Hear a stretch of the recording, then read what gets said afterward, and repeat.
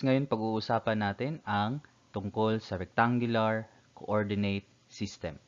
The coordinate system we commonly use is also known as the Cartesian plane. It was named after the French mathematician René Descartes. René Descartes developed the system in the 17th century.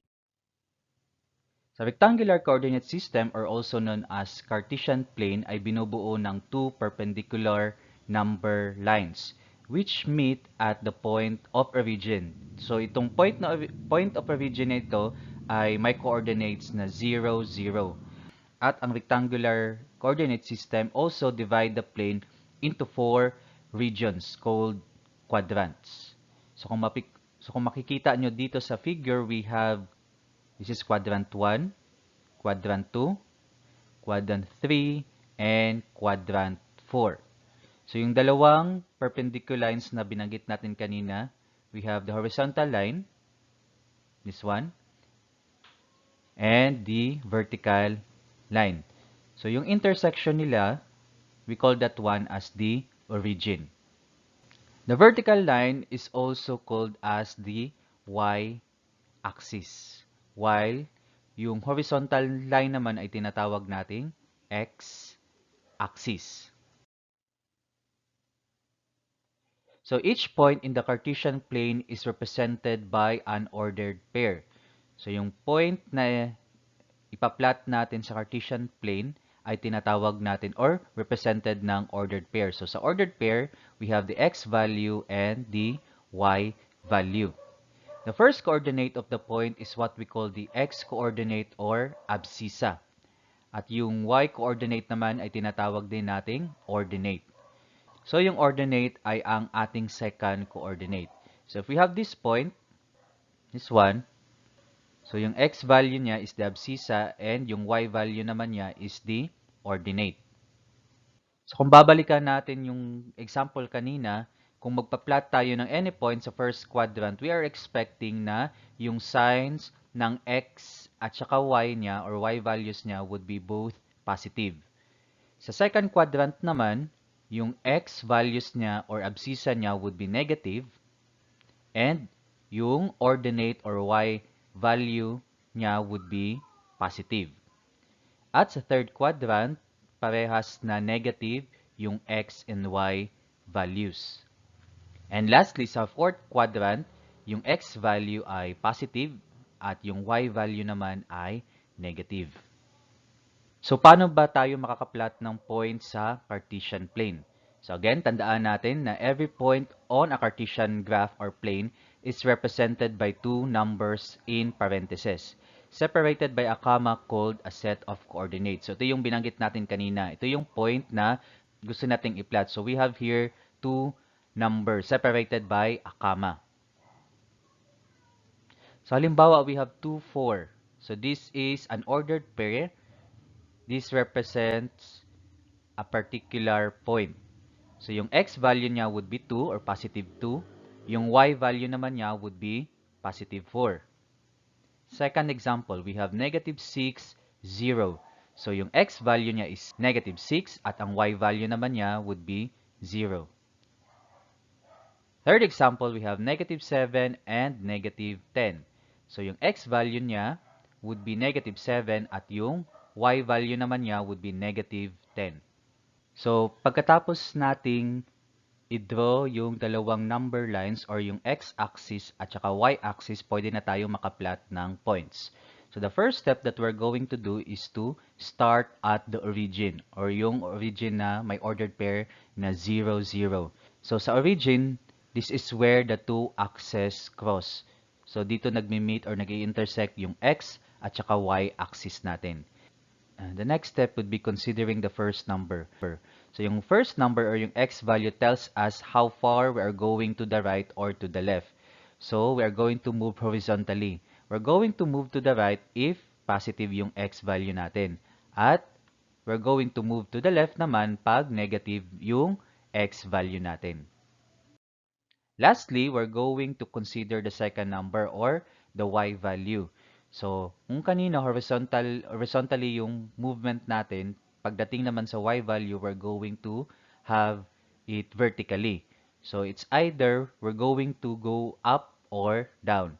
So we're going to go up if positive yung value ng y, and we're going to go down if negative yung value ng y.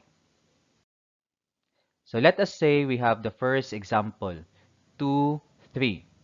So again, we're going to start with the origin.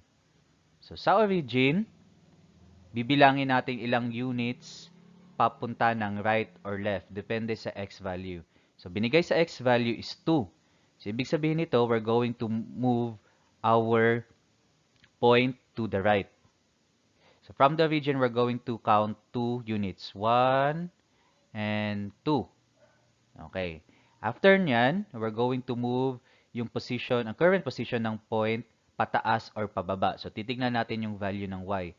Yung value ng y is 3. Therefore, dito sa current position natin, we're going to move 3 units upward.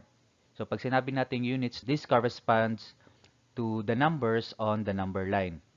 So again, we're going to move upward 3 units. We have 1, 2, and 3. And finally, ito na yung position or location ng point natin na 2, 3.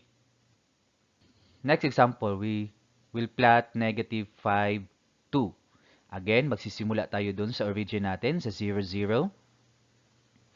And we're going to decide kung sa right or pa-left ba yung movement natin. So since yung x value natin is negative 5, so we're going to move along the x-axis 5 units from the origin. So, to the left. Okay, 1, 2, 3, 4, and 5. So, this would be our current position. But this is not yet the final answer. We're going to consider now yung second number or yung y value. So, yung y value natin ay 2. So, ibig sabihin, we're going to move 2 units upward. So, 1 and 2. Finally, ito na yung final or position or location ng point na negative 5, 2. So, yung negative 5, 2 ay makikita natin sa second quadrant ng ating Cartesian plane. Next, we have negative 4 and negative 1. Yung abscissa natin is negative 4. Yung ordinate naman natin is negative 1. So, start again tayo sa origin. Then, we're going to move along the x-axis. So, is it sa right side or pa left side? So, we're going to move the point to the left. Kasi, yung given x value natin ay negative. So, we're going to move 4 units from the origin towards the left side. So, we have 1, 2, 3, and 4. After nyan, titignan natin yung y value. So, yung y value is negative 1. So, since negative 1, we're going to move the current position of the point downward. So, downward 1 unit and 1. So, ito na yung final na position or location ng point natin. We have point, negative 4, negative 1. So, yung location niya ay nasa third quadrant. Lastly, we have 5, negative 4. So, from the origin, we're going to count 5 units towards the right side. Okay? Kasi, yung x value natin ay positive or positive 5. So, 1, 2, 3, 4, and 5. After that one, we're going to move downward. So, downward tayo kasi yung y value natin ay negative. So, 1, 2, 3, and 4. So, make sure na pag once na mag-graph kayo, make sure that you're going to use a graphing paper para eksakto yung distance ng bawat units or bawat number sa number lines or sa x at saka sa y axis. So, finally, ito na yung position or location ng point natin na 5, negative 4. So, as you can observe, it is located sa fourth quadrant natin. Now it's your turn. Try to answer the following questions.